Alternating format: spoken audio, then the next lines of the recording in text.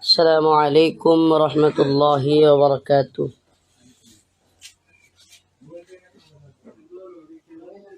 প্রিয় দেশবাসী, কাছে এবং দূরে যে যেখান থেকে শুনছেন, সবার উদ্দেশ্যেই আমার কিছু কথা। শেখুল হাদিস আল্লামা মামুনুল হক হাফিজাহুল্লাহর মাহফিল আমি দিচ্ছি, এরকম একটা কথা প্রচার করে দিচ্ছে ভুয়া আইডি থেকে, যে আমার মাহফিল তো আমি দিচ্ছি, শায়েখের মাহফিলও আমি দিতেছি। অথচ শায়েখ এখনো মাহফিল করবে কি করবে না, বা প্রোগ্রাম করবে কি করবে না, আদৌ কি কি করবেন এটা উনিই জানেন, বা এটা কোনো সিদ্ধান্ত হয় নাই। তারপরেও আমার নাম দিয়ে এই কথাগুলো চালিয়ে দেওয়া হচ্ছে। তো এই জন্য আসলে প্রথমত আমি যে প্রতারণার মানুষগুলো শিকার হয়েছে যারা, এদের একটা কমন বিষয় দেখছি যে ওদের কাছে টাকা চায়।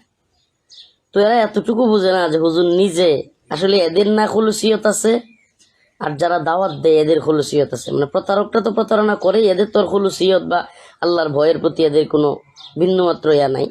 বাকি যারা আমাদেরকে দাওয়াত দিতে চায়, এই প্রতারণার শিকার হয়, এদেরও খুলুসিয়ত নেই। সরাসরি বক্তা টাকা চাচ্ছে, এমন বক্তাকে কেন দাওয়াত দিব আমি? কোনো বক্তা যদি সরাসরি অ্যাডভান্স চায়, সরাসরি টাকা চায়, তাহলে এই বক্তাকে আমি কেন দাওয়াত দিব? তো এই পর্যায়ে চলে গেছে, মানে দিনই কাজগুলোর এরা এত বেশি। অনেকেই মানে আজগবি বুদ্ধি দিতে চায়, অনেকে ভেরিফাইড করেন না কেন, একটা আইডি কি ভেরিফাইড বলে ফেললেই হয়ে যায়? আর আমার যেখানে আমার মানে এটা আমি কি বলবো, আমি আসলে অনেক কিছু বলতে চাই না, অনেকেই বুঝেই না। আমি প্রথম কারা নির্যাতিত ব্যক্তি, এবং সপ্তাহের ব্যবধানে আমি 2 বার গ্রেফতার হয়েছি। সারা দেশের শত শত আলেম ওলামা গ্রেফতার হওয়ার মধ্যে আমি সর্বপ্রথম গ্রেফতার হওয়া ব্যক্তি। এমনকি এখনও অনেকে জানেন আমি এগুলো বলিও না। আমি 100 মাহফিলের মধ্যে 90টা মাহফিল করতে পারি না, তবুও আমি এগুলো নিয়ে কোনো কথা বলি না। 100 মাহফিলের মধ্যে 90টাই আমার প্রশাসনিক বাধা, আমাকে করতে দেয় না। তবু আমার এগুলো নিয়ে আহামরি কোনো মানে প্রতিক্রিয়াও নাই, বা এটা নিয়ে কোনো আমার কোনো বক্তব্যও নাই। এটা নিয়ে আমার কোনো যায় না, আলহামদুলিল্লাহ যায় আসে না। করতে পারলাম কি পারলাম না, আলহামদুলিল্লাহ, এতে কোনো কিছু যায় আসে না।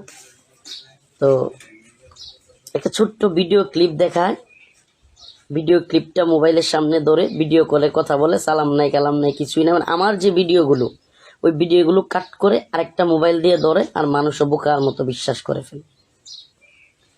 আমি যে কারণে কথাগুলো বলতেছি, যে ভাই আমি এই মাহফিল সারা দেশে এই হিউজ পরিমাণ মাহফিল আমার প্রশাসন বাধা দেয়, করতে পারি না। এমনকি আমি উমরায় যাব, এই পাসপোর্টটা পর্যন্ত করতে পারতেছি না।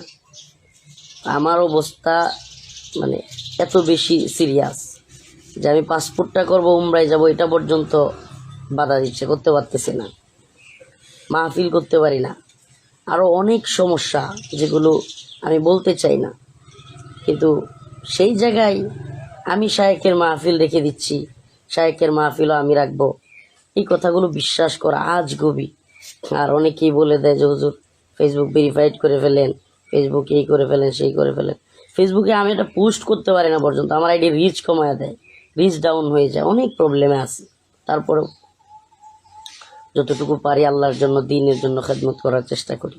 অনেক একটা সুযোগ পাইলেই দেখি অনেকেই আমার নামে বিভিন্ন ধরনের মানে একেবারে কাছের জন, কৌমি অঙ্গনেরও যারা আছে, তারাও দেখি উঠে পড়ে লেগে যায় আমার বিরুদ্ধে। মানে একটা সুযোগ পাইলেই অনেকেই দেখি কথা বলে। আমি নামও বলতে চাই না, এদের বিরুদ্ধে কখনো যায়ও না, প্রতিবাদও করি না। কেন করি না? কারণ আল্লাহর কাছে ছেড়ে দিছি। আমি জানি আমি কেন করতেছি। আমি যাদেরকে মহাব্বত করি দেশে আলেম ওলামাদের মধ্যে, যাদেরকে আল্লাহর জন্য করি, কোনো স্বার্থের জন্য না। সেটা হোক শাইখ হারুন ইজাহার, সেটা হোক আহমদ হাসান গনবী, সেটা শাইখুল হাদিস আল্লামা মামুনুল হক, কিংবা আমার উস্তাদ যারা আছেন, তারা তো আলহামদুলিল্লাহ আমার মহাব্বতের মানুষ। মুফতি মনির কাসিম হাফিজুল্লাহ, হাবিবুল্লাহ মাহমুদ কাসিম হাফিজুল্লাহ, তাদেরকে আমি অন্তর থেকে ভালোবাসি। আমার উস্তাদদের মধ্য থেকে আমাদের নেত্রকোনার আব্দুল কাইয়ুম সাহেব হুজুর। তো এই মহাব্বতটা আল্লাহর জন্য, আমি কোনো স্বার্থের জন্য মহাব্বত করি না। তো আমাকে এক ভাই জানালো যে কেউ কেউ এটা নিয়ে কথা বলতেছে, যে শাইখের প্রোগ্রামও সে রাখা শুরু করছে। ভাই আসলে এরা জানেই না, এরা কল্পনা করতে পারবে না শায়েখের প্রতি আমার মহাব্বত বা শায়েখের জন্য আমি কি করতে পারি। আল্লাহর জন্যই মহাব্বত। তো এই জন্য এগুলো নিয়ে কথা বলা দরকার ছিল। প্রতারণা করতেছে, এগুলোর ব্যবস্থাও নিতেছি, চেষ্টাও করতেছি, কিন্তু এটা এত সহজ না। তবুও চেষ্টা করতেছি প্রতারক চক্রকে ধরা। তো লাইভে আসতাম না, আমার ব্যক্তিগতভাবে আমাকে নিয়ে প্রতারণা করতেছিল, করতে থাক। তো এগুলো নিয়ে আমার কোনো তেমন একটা ইয়া ছিল না। কিন্তু যখন আমার সাথে শায়েখের নামটা জড়াইছে তখন আমার কষ্ট লাগছে বিষয়টা। শায়েখকে মোহাব্বত করে এমন অনেক ব্যক্তি আছে যেগুলো আমার হিংসা করে। এগুলো এখন ওদের মানে শায়েখরে কীভাবে ইয়া করা যায় বা আশপাশে যারা আছে এদেরকে দিয়ে আমার মানে কিভাবে আমাকে ছোট করা যায়, এগুলোর চেষ্টা অনেকেই করতেছে। তো যাই হোক, আল্লাহ পাক আমাদেরকে বোঝার তৌফিক দান করুক।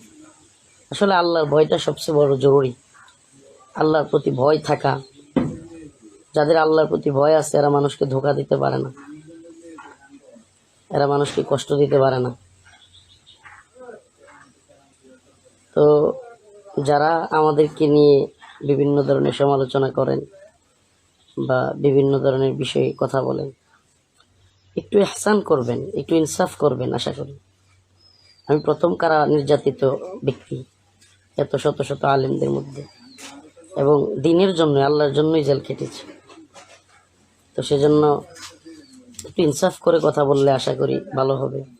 অনেক মুহিব্বিন যারা আছে তাদেরকেও দেখছি যে বিভিন্ন সময়ে সুযোগ পেলেই বিভিন্ন রকম কথা বলে ফেলা।